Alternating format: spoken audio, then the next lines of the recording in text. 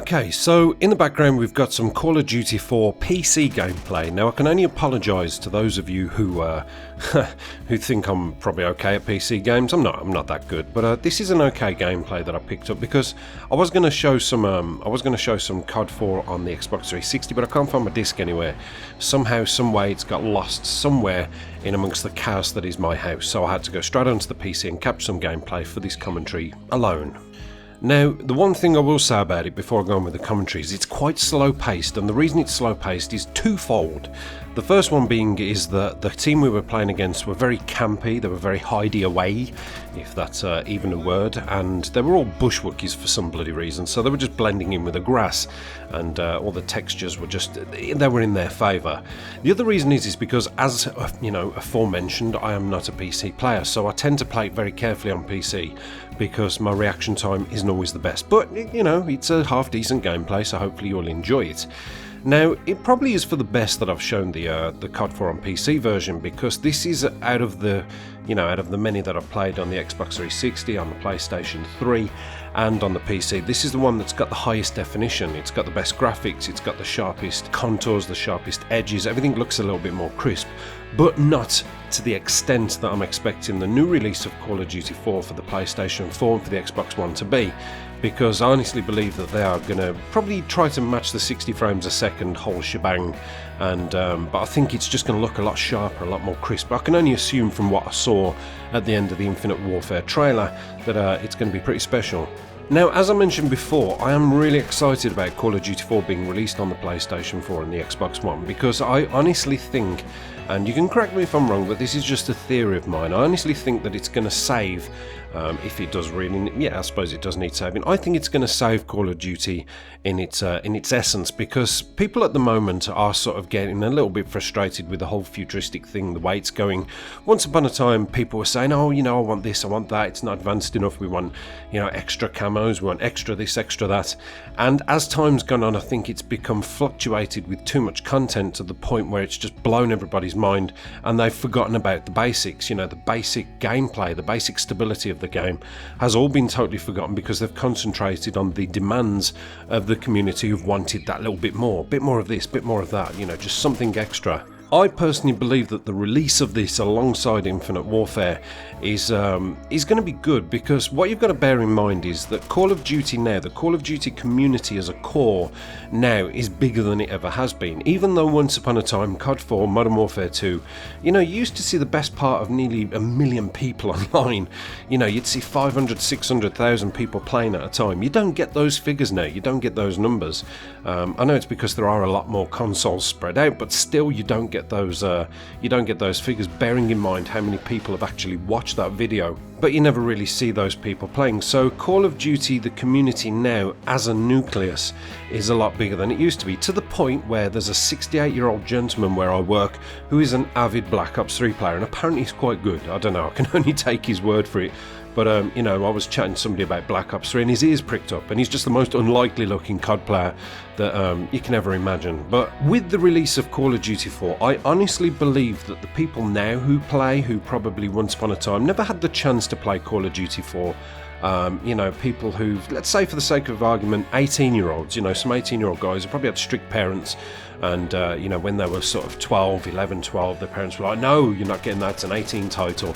And obviously once they started coming of age and Modern Warfare 3 was available, go on then, you can, you're 14, 15 now, you can get Modern Warfare 3, and Call of Duty 4 had pretty much been bypassed by that time, and it was sort of onwards and upwards from then. These were the people who were coming in when the more content was being demanded. We want more of this, we want extra this, we want extra features, we want more kill streaks, we want better camos, and we want to be able to buy camos. I doubt whether anybody's really said I want to be able to buy camos, but that's what we get presented with now. These are the people that are going to go back, and they're obviously going to have that chance to play such a simple game in its core element, that I honestly believe that they will look at it and say, wow, this actually works. It's the typical 3-5-7 system, 3 kills for a UAV, 5 kills for an airstrike, and 7 kills for a helicopter. It just worked. Everything about that game worked, And you know, I will say one thing. I'm going to play devil's advocate a little bit. There were a few things on there that is going to make it unfavourable to a lot of people, because I know I had some people, you know, when they were talking to me on Twitter about the whole Infinite Warfare thing and the COD 4, you know, reveal, and they said, "Oh God, you know what? I tried to go back and play some COD 4, and Frag Times 3 just pissed me off." And it's like, if you haven't experienced what Frag Times 3 is, you probably will, unless they've decided to do something about that. And I'm going to talk a little bit more, possibly in a couple of future videos, about what I'd like to see in the Call of Duty 4 remaster, if they are going to change anything, and not just the textures and the graphics. But Frag Times 3 was basically the noob tube of its time. You know, it was a perk that you could have that allowed you to have 3 frag grenades, and on some of the smaller maps it was annoying. It was great to have, absolutely fantastic to have in your itinerary, you know, 3 frag grenades, spawn, throw 1, 2, and yeah, I'll throw 1 over there and just wait for the kills to come racking in. But the flip side of that is that you're on the receiving end of it as well, and that's no fun for anybody. So you were almost fighting fire with fire, and doing the things you shouldn't do in Rome because everybody else is doing it. But it's, in my opinion, it's a very bold move from Infinity Ward, and a very smart one. I do believe that they may have had a bit of intention to do this for quite a few years. I'm going to explain why. Basically, once upon a time, Call of Duty 4 on the Xbox 360 was a great playable game. And I'll tell you something now, I'll just go off the subject a little bit.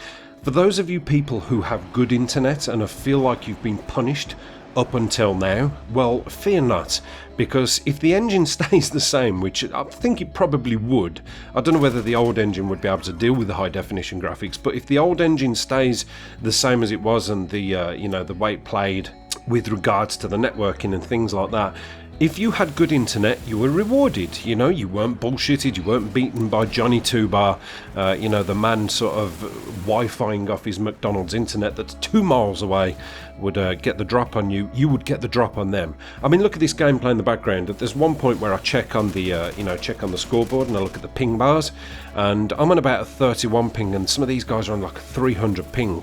So I think that probably added towards my, you know, little bit of help, where I could come around the corner and see them. Maybe before they saw me, I don't know. I just don't know. Maybe my reaction time was a little bit quicker because of that.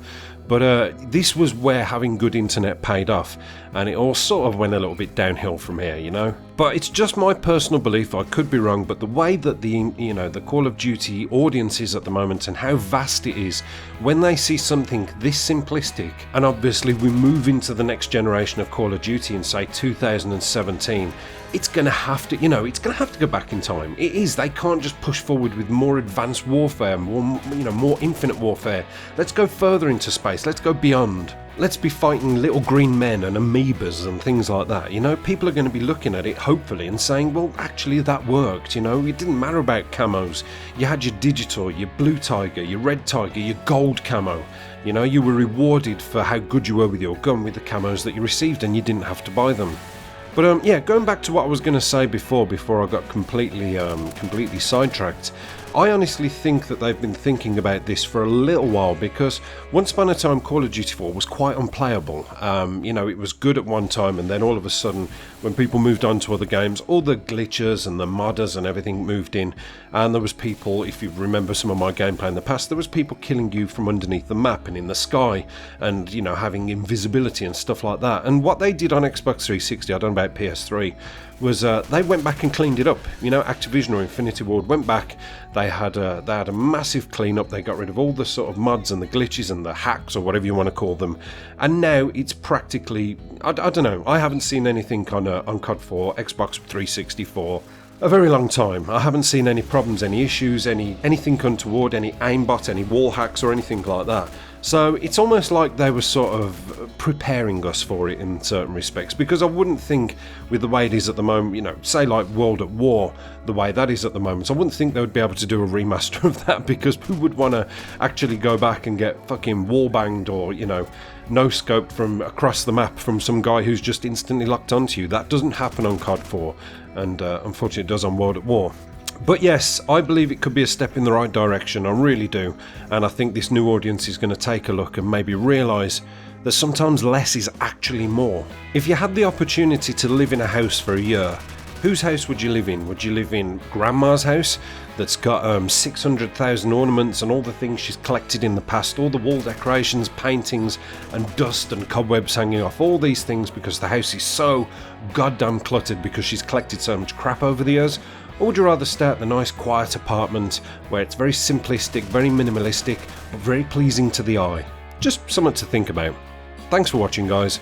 Apocalypse done.